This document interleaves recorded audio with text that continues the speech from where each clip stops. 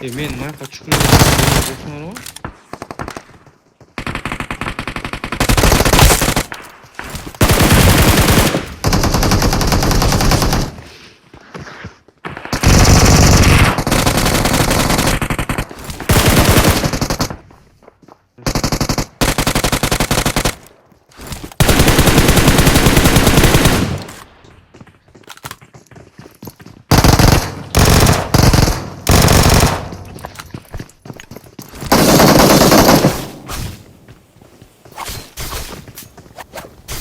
Иди сюда.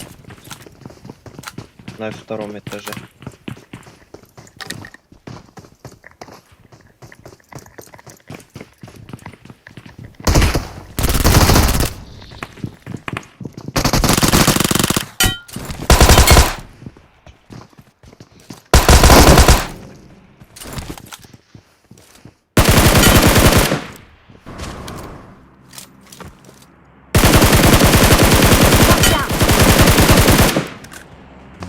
Watch out!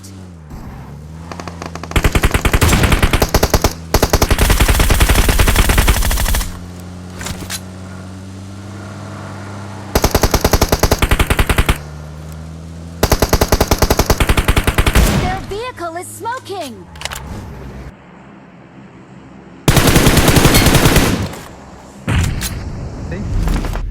Глушитель мен attı birisi. Bilmiyorum daktan.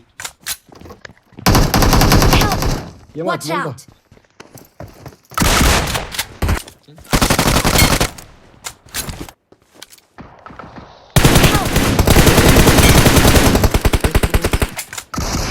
Help!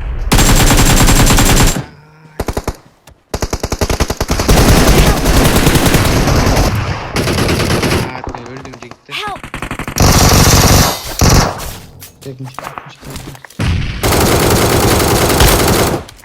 Артында адам бар болчу. Бля, мен жерге чогум эледим. Kara sende adam var mı? О, Kağında. Acaba. sen kayıp барам азыр. Allah şükür.